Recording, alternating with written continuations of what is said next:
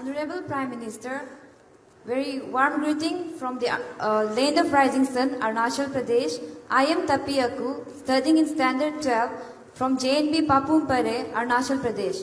प्रधानमंत्री जी, आपने पार्लियामेंट में अधिकारों और कर्तव्यों पर भाषण दिया था, वो मुझे बहुत पसंद आया। आपके अनुसार देश के नागरिकों को कर्तव्यों के प्रति हम कैसे सजग बना सकते हैं? धन्यवाद। सबसे पहले तो ये सवाल मुझे अरुणाचल की बेटी ने पूछा है और मैं स्वाभाविक मानता हूं कि अरुणाचल की बेटी के मन से ऐसा ही सवाल निकलेगा। आपके मन में होगा ऐसा क्यों? आप में से शायद कोई अरुणाचल गए होंगे कि नहीं मुझे मालूम नहीं।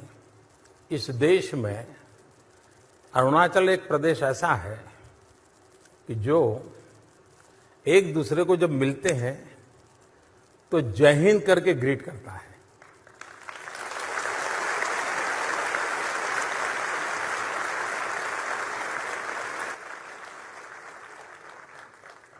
ये हिंदुस्तान में बहुत रेयर है। आपको कोई भी मिलेगा तो जय हिंद करेगा। और उसका कारण 1962 के वॉर के बाद अरुणाचल का जो मिजाज बना है, उसी प्रकार से उन्होंने अपनी भाषा के सिवाय देश के अंदर जीवन में ज्यादा प्रचार के लिए अंग्रेजी में उतनी मास्टरी, हिंदी में भी उतनी मास्टरी की है। आप वहां के बच्चों को मिलोगे तो आपको लगेगा, और मैं आप सबसे आग्रह करूंगा कि कभी न कभी वैकेशन में दौरा करने का मन करे तो आप नॉर्थ ईस्ट जरूर जाइए। जाएंगे? नहीं, पहले तो सिंगापुर जाएंगे, फिर दुबई जाएंगे, हाँ, उसके बाद मौका मिला तो जाएंगे। ऐसा करेंगे ना? हमारा देश सचमुच में अद्भुत है, अनुभव करने जैसा है। मैं आज यहां जब आया तो अलग अलग बच्चों के जो पेंटिंग थे वो मुझे बता रहे थे, लेकिन उसके साथ साथ एक बड़ा अच्छा सुखद अनुभव रहा कि बच्चे अपनी मातृभाषा के सिवाय किसी दूसरी भाषा में अपना परिचय करवा रहे थे। महाराष्ट्र की बच्ची उड़िया भाषा में परिचय करवा रही थी, देहरादून की बच्ची मलयालम भाषा में परिचय करवा रही थी। क्यों? तो एक भारत श्रेष्ठ भारत, ये जो एक हम लोगों का काम चल रहा है, उसको लेकर के इन सब बच्चों ने कोशिश की है। और मैं आप सबसे भी आग्रह करूंगा, अपनी मातृभाषा, फिर अंग्रेजी भाषा, उसके बाद हिंदी भाषा, उसके सिवाय हमारे देश में इतना समृद्ध खजाना है, कोई न कोई एक भाषा से परिचय करना चाहिए। ये जरूर करना चाहिए। अब विषय आया है कर्तव्य। एक तो अधिकार और कर्तव्य, ये साथ साथ जो बोला जाता है वहीं से गड़बड़ हो जाती है। यानी अधिकार भाव कोई एक व्यवस्था है, कर्तव्य भाव कोई दूसरी व्यवस्था है। जी नहीं, हमारे कर्तव्य में ही सबके अधिकार समाहित है।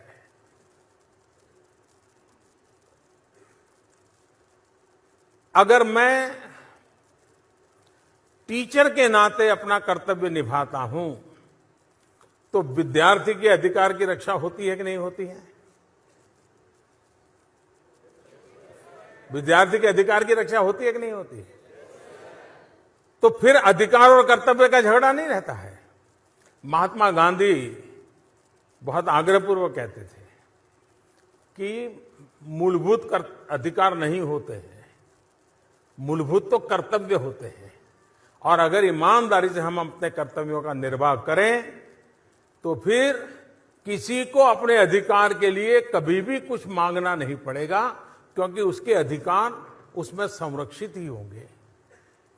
दूसरा, कभी कभी हम कुछ दायित्व निभाते हैं, जैसे परिवार में माता पिता अपना दायित्व संभालते हैं, बच्चा अपना दायित्व संभालता है, अड़ोस पड़ोस के लोग अपना दायित्व संभालते हैं।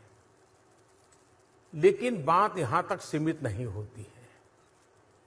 इतना बड़ा विशाल देश, एक राष्ट्र के रूप में हमारे कुछ कर्तव्य हैं जो हमें निभाने चाहिए कि नहीं निभाने चाहिए? निभाने चाहिए कि नहीं निभाने चाहिए? अगर देश को आगे ले जाने के लिए कुछ करना है तो करना चाहिए नहीं करना चाहिए? अब जैसे 2022 आजादी के 75 साल हो रहे हैं। अब आजादी के 75 साल हो रहे हैं और 47 आजादी के 100 साल होंगे। आपने कभी सोचा है कि 2047 में जब आजादी के 100 साल होंगे तब आप कहां होंगे? आप किसी न किसी व्यवस्था में लीडरशिप देते होंगे। लीडरशिप मतलब मेरा वाला काम नहीं, जीवन के हर क्षेत्र में लीडरशिप होती है। क्रिकेट का एक कैप्टन भी लीडरशिप देता है, कबड्डी का एक कैप्टन भी लीडरशिप देता है, कारखाने में 200 मजदूरों के साथ काम करने वाला भी लीडरशिप देता है। तो जीवन के हर क्षेत्र में जब देश आजादी की शताब्दी मनाएगा तब आज जो मेरे 10वीं 12वीं के विद्यार्थी हैं वे उस समय देश में लीडरशिप की पोजीशन में होंगे।